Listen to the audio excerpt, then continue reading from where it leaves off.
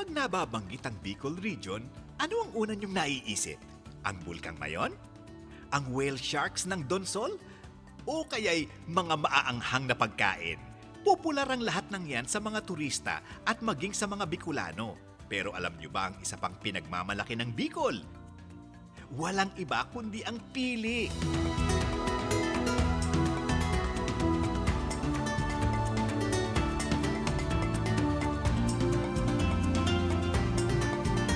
Unang nadiskubre ng ating mga ninuno daang taon na ang nakalilipas.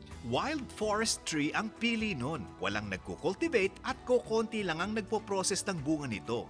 Pero mula pa noong 1970s, partikular na sa Sorsogon, libu-libong pili trees na ang naitanim. Marami ang naturally grown at marami ring grafted. 80% ng pili sa buong Pilipinas ay nanggagaling sa Bicol. Dahil sa tamang kombinasyon ng klima at matabang lupa, mas masarap ang Bicolano pili kaysa sa pili ng ibang probinsya. Dito sa Sorsogon, may mga puno ng pili na mahigit 100 taon na ang gulang. Noong 1970s, maraming Bicolanong negosyante ang nagkaroon ng interes sa pili. Nag-export ang Pilipinas ng halos 4 na toneladang pili sa Guam at Australia noong 1977. Nagsimula ring gumawa ang mga local entrepreneur ng pili candies at pili tarts. Naging popular din sa marami ang salted at roasted pili nuts. Ang malaking bahagi ng pili exports ay dinadala sa Taiwan at Hong Kong, kung saan ginawang ingredient na ng mga Tsino ang pili sa kanilang mooncake. Dahil din sa pagsusumikap ng mga Bicolano, napag-alaman na pwedeng gawing oil ang pili nut. Itinuturing ngayon na mas healthy ang pili nut oil kaysa sa olive oil dahil mas marami itong natural antioxidant properties. Inihalin tulad na sa macadamia nut ng Australia at Hawaii ang pili nut. Tulad ng Australian at Hawaiian counterpart nito, malaki rin ang hinaharap ng super nut ng mga Bicolano.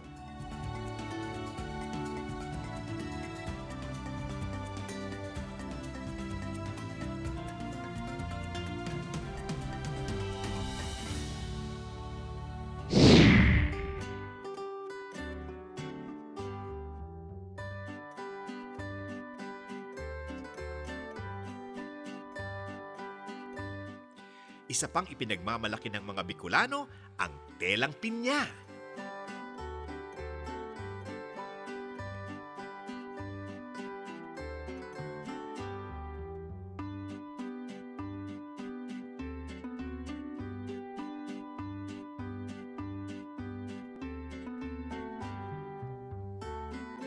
Lingid sa marami, sa Bicol Region din nanggagaling ang karamihan ng telang pinya ng Pilipinas.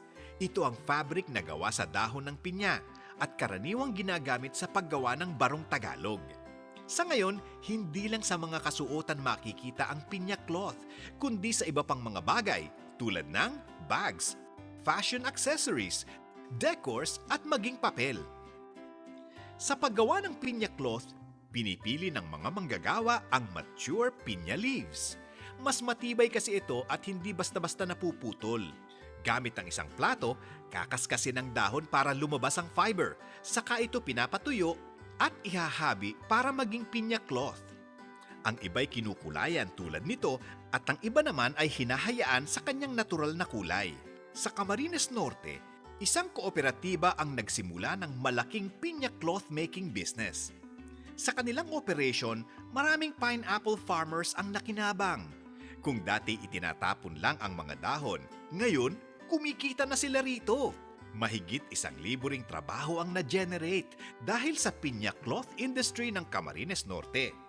800 pesos kada kilo ang bentahan ng pinya fiber at umaabot ito ng 4,000 piso kapag ito'y nahabi na. Karaniwang dinadala ito sa mga pagawaan ng barong Tagalog sa Laguna at Batangas.